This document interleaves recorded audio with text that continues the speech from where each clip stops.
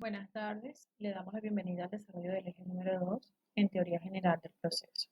Autores: Ana Elena Díaz, Lenín Dagua, Andrés Osorio Ruiz, tutor Esteban Misael Medina Becerra.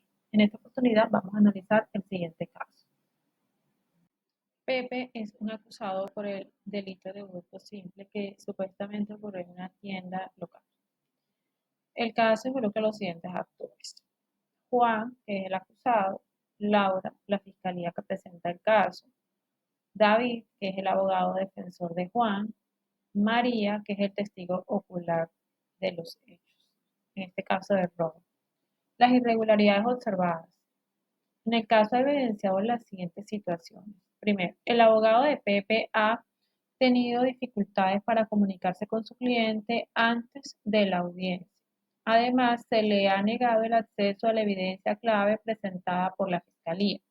El juez a cargo del caso ha mostrado un sesgo evidente hacia la Fiscalía, interrumpiendo frecuentemente al abogado defensor y permitiendo objeciones continuadas de la Fiscalía, mientras que limita las objeciones de la defensa.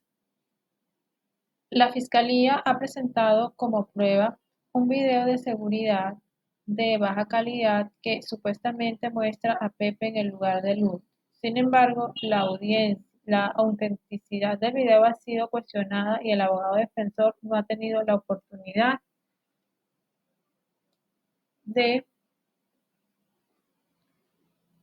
revisarlo. De acuerdo a lo expuesto en, en el caso y a las situaciones presentadas, se identifica que uno de los principios del derecho procesal que se ha violado en este caso es el derecho a la defensa, que de acuerdo con nuestra Constitución política en el artículo 29 y en, digamos, el Código General del Proceso, se establece que existen unos principios fundamentales del derecho procesal que permiten la contradicción y el derecho a la defensa del acusado. Sin embargo, se ha visto como un sesgo eh, en el desarrollo de la audiencia, donde se identifica que no se le ha protegido este derecho al acusado. Por tal motivo, se desarrolla la norma a continuación. El acusado y la fiscalía deben tener la misma oportunidad de defensa para que exista una igualdad dentro de los términos, y es el juez quien debe propender a que haya imparcialidad en el proceso. El juez debe actuar como un tercero neutral sin mostrar favoritismos, interrumpir constantemente la defensa y permitir excesivas objeciones por parte de la fiscalía es una falta grave a un principio. Igualmente, la publicidad y la transparencia de las pruebas. Las pruebas deben de ser conducentes, deben de ser conocidas y debatidas por todas las partes. Presentar un video sin autenticidad comprobada y sin permitir contradicción vulnera la publicidad de la prueba. Igualmente agrego que en el Código Civil de Procedimiento Civil, en el artículo 42, como deberes del juez, se establece en el numeral 1. Dirigir el proceso, velar por su rápida solución, eh, presidir las audiencias, adoptar las medidas conducentes para impedir la paralización, dilación de los procesos y procurar la mayor economía procesal. Igualmente, el juez debe hacer, en el numeral 2, establece hacer efectiva la igualdad de las partes en el proceso, usando los poderes que este código le otorga, entre otros. ¿Cómo podría haberse aplicado correctamente estos principios para garantizar un juicio justo? Primero, pues el acceso a la defensa, la aplicación correcta. En este caso, el abogado defensor debía tener acceso completo y oportuno al expediente judicial, incluyendo las evidencias audiovisuales, con el fin de preparar adecuadamente una estrategia y ejercer una defensa técnica y eficaz. El fundamento jurídico, pues en la Constitución Política de Colombia, en su artículo 29 manifiesta: toda persona se presume inocente, pues mientras no se le haya declarado judicialmente culpable. Quien sea sindicado tiene derecho pues a la defensa y a la asistencia de un abogado escogido por él, si tiene el recurso, y si no lo tiene, de oficio durante el juzgamiento. Código Penal del Proceso, en su artículo 9, habla de la defensa, de la contradicción y controversia. Las partes tendrán derecho a conocer y contravenir y solicitar todos los medios de prueba y los recursos establecidos en la ley. Contradicción de la prueba. Aplicación correcta. Antes de emitir el video como prueba, el juez debe verificar que sea auténtico, su origen, la cadena de custodia, permitiendo pues que la defensa participara en su valoración e impugnación.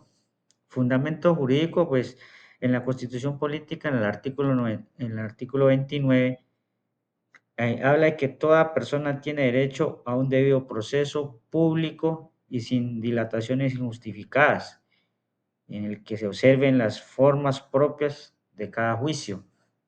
En el Código Penal del Proceso, en el artículo 9, menciona pues que las partes tendrán derecho a conocer y controvertir y solicitar las pruebas.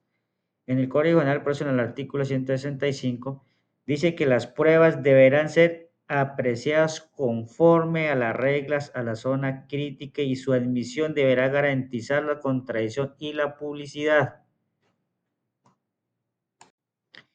Imparcialidad judicial.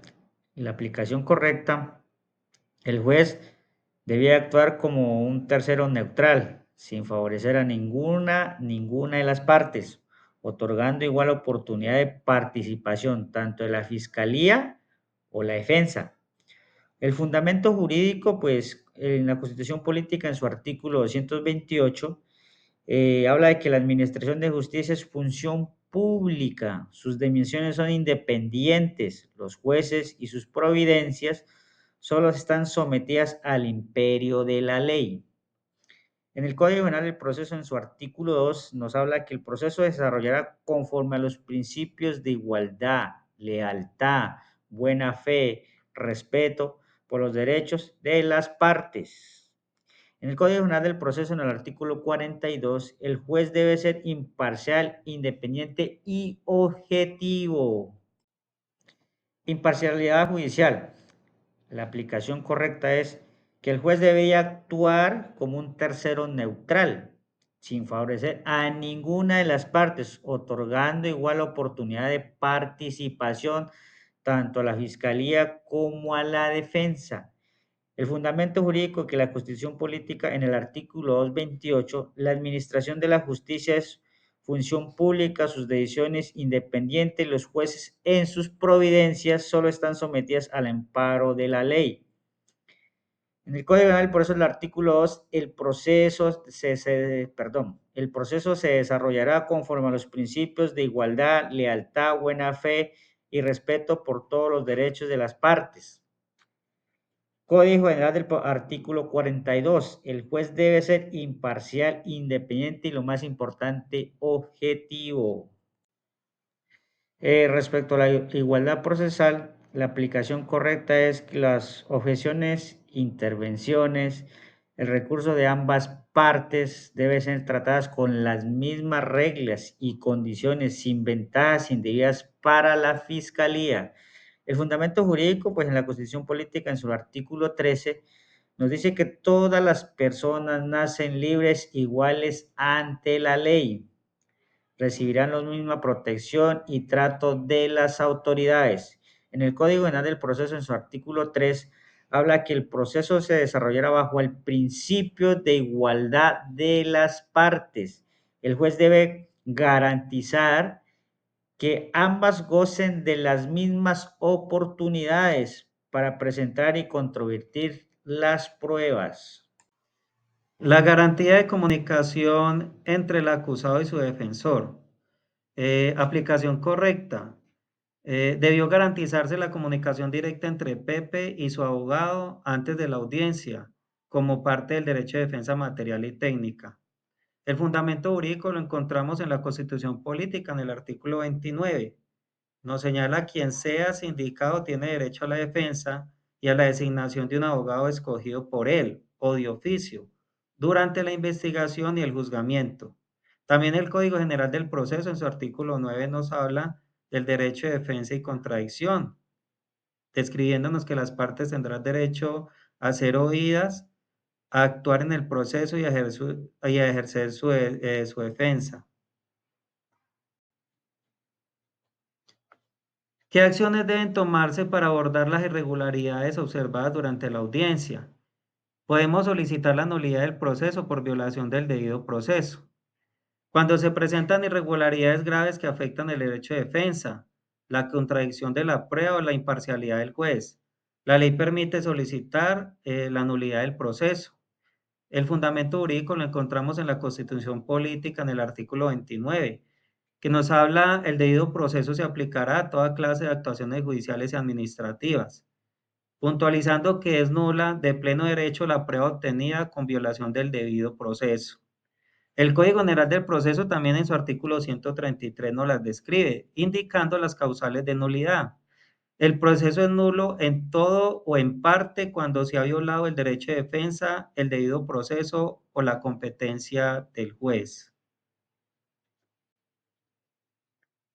Interponer recursos de reposición o apelación ante un juez de segunda instancia. Las decisiones judiciales pueden ser impugnadas mediante los recursos de reposición y apelación para que sean revisadas por un juez de mayor jerarquía. El fundamento jurídico lo encontramos en la Constitución Política en el artículo 31. Nos indica toda sentencia judicial puede ser apelada o consultada, salvo las excepciones que consagra la ley. También el Código General del Proceso en el artículo 321 y 322 nos precisa que el recurso de reposición procede contra los autos del juez de conocimiento. El recurso de apelación procede contra las sentencias y ciertos autos para que el superior lo revoque o modifique. Repetir la audiencia con garantías plenas de defensa y contradicción. Si la audiencia se realizó con irregularidades, puede solicitarse su repetición para restablecer los derechos vulnerados y asegurar la igualdad procesal. El fundamento jurídico lo encontramos en la Constitución Política en el artículo 29, donde nos indica que toda persona tiene derecho a un debido proceso público sin dilaciones injustificadas, con observancia de las formas propias de cada juicio. El Código General del Proceso en el artículo 9 y 14 también nos lo señala. El artículo 9 nos indica las partes tendrán derecho a la defensa, contradicción y controversia de las pruebas. El artículo 14 nos indica que el juez adoptará los medios necesarios para garantizar el derecho de defensa y la igualdad de las partes.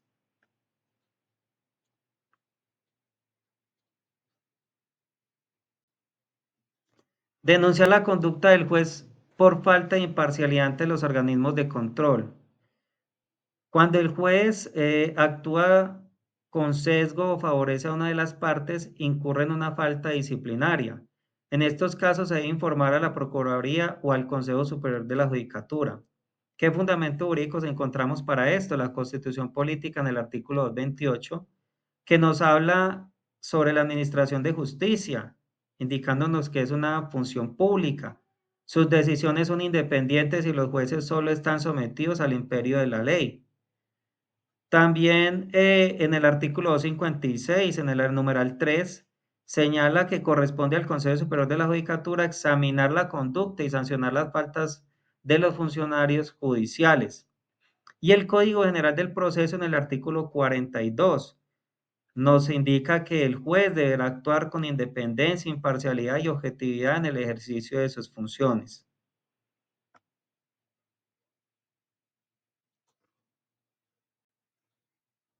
¿Cuáles son las implicaciones legales y éticas de estas violaciones de principios del derecho procesal en el caso de Juan? Las implicaciones éticas. Éticamente, tanto el juez como la fiscal incurren en faltas a la objetividad, la lealtad procesal y la justicia. El fundamento jurídico lo encontramos en la Constitución Política, en el artículo 228, la cual nos señala que la administración de justicia es función pública, sus decisiones son independientes, los jueces en sus providencias solo están sometidos al imperio de la ley. El artículo 123 también de la Constitución nos indica que los servidores públicos están al servicio del Estado y a la comunidad y ejercerán sus funciones en la forma prevista por la Constitución, la ley y el reglamento. El Código General del Proceso, en su artículo 42, nos dice que el juez debe actuar con independencia, imparcialidad y objetividad. No podrá tener interés en el proceso ni favorecer a las partes. El Código General del Proceso, también el artículo 2 nos indica que el proceso se desarrollará conforme a los principios de la buena fe, la lealtad y el respeto por los derechos de las partes. Implicaciones sociales. Socialmente, esas irregularidades deterioran la confianza cotidiana en la justicia y en la imparcialidad de los sujetos. Fundamento jurídico lo encontramos en la Constitución Política, en el artículo 2, que nos señala que las autoridades de la República están instituidas para proteger a todas las personas en su vida, honra, bienes, creencias y demás derechos y libertades, y para asegurar el cumplimiento de los deberes sociales del Estado y de los particulares. También en el artículo 29 nos dice, se garantiza el derecho de toda persona para acceder a la administración de justicia. Finalmente, como conclusiones, podemos decir que el caso de Pepe es un claro ejemplo de lo que se puede presentar en la práctica de nuestra profesión como abogados. La vulneración a los derechos constitucionales, las decisiones arbitrarias promulgadas por la falta de ética de algunos profesionales encargados de impartir justicia. Casos del día a día que sin duda manchan el ejercicio adecuado de la defensa, menoscabando los derechos humanos, a los que por demás el mismo Estado debe garantizar sin restricción ni distinción alguna.